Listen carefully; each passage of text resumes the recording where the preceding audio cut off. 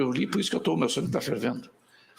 Eu li tu como advogado, não leste, tens que ler a decisão, 24 páginas da decisão do Gilmar Mendes. Ele anulou os processos do José Dirceu, baseado na suspeição do Sérgio Moro. Sim. E ele diz assim, conforme consta do voto, ele pegou lá o voto que é do lado que liberaram o Lula, tá? A decisão que liberou o Lula. Ele fala assim, primeiro indício de quebra de dever da imparcialidade se deu quando o juízo da 13ª Vara Criminal, Sérgio Moro, determinou a condução coercitiva do investigado para depor perante a Polícia Federal. Ou seja, quando o Moro determinou que o Lula fosse coercitivamente... O juiz não pode mais fazer isso? Não. Eu acho que não pode. Segundo indício de que o juiz agiu com parcialidade reside na interceptação telefônica do paciente, do Lula, e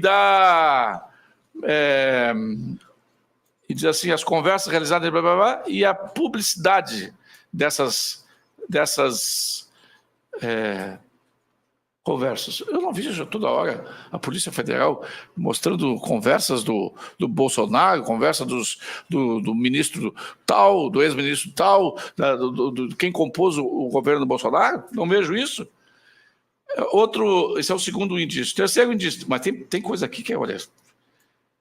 Aqui, ó. Terceiro indício de que o Moro foi parcial. Então, é só o Moro que julgou esse processo, né? Parece. Quando o juiz promoveu vazamento no momento de enorme tensão na sociedade civil, quando o Lula foi nomeado ministro-chefe da Casa Civil. Lembra que o STF estava avocando o processo, o STF teve medo e recuou depois disso. E aí é o seguinte, mesmo sabendo que não possuía mais competência para conduzir a ação penal, ante a captação de diálogos da então incumbente, o ex-juiz levantou o sigilo dos autos.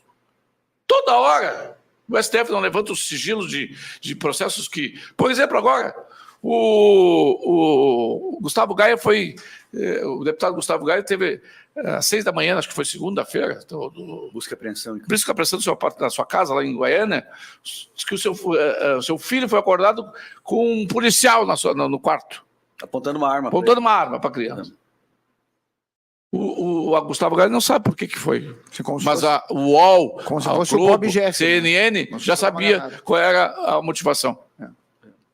Então, vamos lá, tem mais.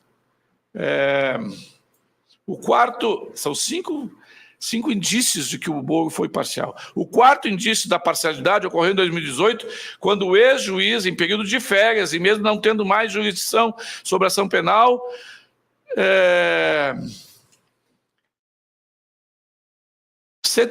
atuou nos bastidores para impedir que a Polícia Federal desse cumprimento ao alvará de soltura expedido pelo desembargador federal Rogério Favretto, do TRF4.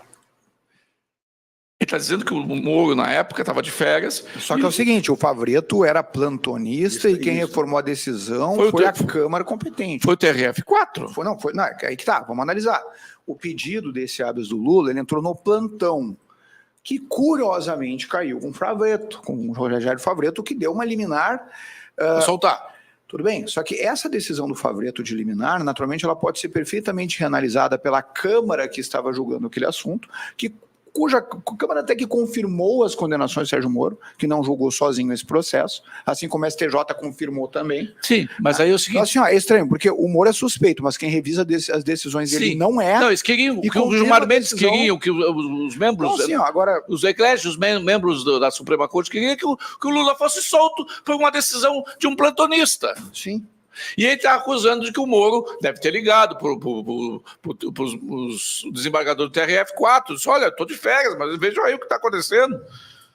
Olha, o quinto é o mais debochado. O quinto indício de que foi a prolação da sentença que condenou o paciente no caso do triplex, num documento carregado de adjetivações, não apenas em relação ao acusado, mas também em relação aos advogados de defesa que não foram poupados de fortes críticas do juiz federal. Não é toda hora o STF que, inclusive, não dá... Por favor, não dá como é que é, vistas doutora? aos advogados. Doutora, você, como é que pode tratar um ministro chamando de você? Tem que observar a liturgia do cargo? O sexto, Ministro, excelência. sexto indício foi o levantamento do sigilo e transcrição das declarações do réu Antônio Palocci para os autos da ação penal. Mas aqui o sétimo. Ó. O sétimo é para fechar com um chave de ouro. O sétimo indício na decisão do Gilmar Mendes, que se liberou ontem, anulou os processos contra o Zé Dirceu. O sétimo indício de que o Moro era parcial, é de que foi a aceitação do convite para ocupar o cargo de ministro da Justiça do governo Jair Bolsonaro. Opa. Então, isso me leva a crer que todas as decisões do Ricardo Lewandowski a favor do Lula, inclusive para soltar o Lula, são suspeitas. Tem indícios de parcialidade, porque o ministro se aposentou do STF e foi ocupar o cargo de ministro da Justiça do governo Lula. As posições do Alexandre de Moraes a respeito do impeachment da Dilma, já que ele foi nomeado pelo Temer, também estariam maculadas? Então está tudo uma... Porque esses indícios todos aqui olha, gente, perca um tempinho, vai lá no site do próprio STF, veja a decisão, tem lá a notícia e o teor da decisão. É um PDF de 24 páginas. Leia. Isso é um panfleto, isso não é uma questão judicial. Tudo que eles dizem aqui, tudo que o Gilmar Mendes coloca aqui, serve para nós suspeitarmos da imparcialidade, da parcialidade dos membros do STF, ou não? Olha, eu não sei, porque antigamente a gente precisava ainda fazer um esforço de raciocínio para poder dar eventualmente, ter uma suspeita sobre dúvida, tá, sobre o que aconteceu. A suspeição do Moro, eu tenho que admitir uma coisa. É verdade que o Sérgio Moro e o Deltan Dallagnol estavam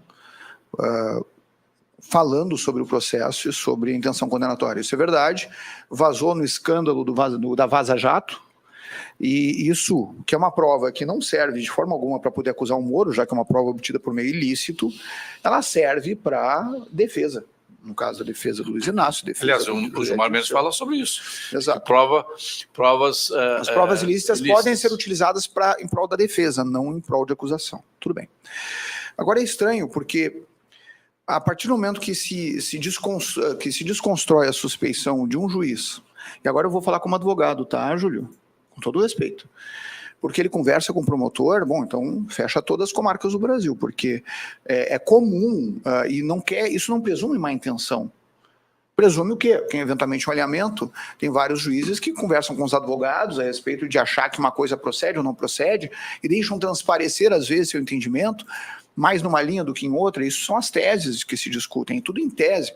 Agora, se for realmente dizer que promotor e juiz não podem conversar, nem fora do ambiente, nem falar de processo, então o advogado também não pode conversar com o juiz. E advogado pode conversar com o juiz, porque o CNJ garante essa possibilidade. E o Gilmar Paluzza, em Portugal, onde não é os advogados que estão conversando, são as partes, partes que têm interesses em decisões que estão sobre a jurisdição dos ministros do STF, vão participar do evento em Portugal, muitas vezes patrocinam o evento.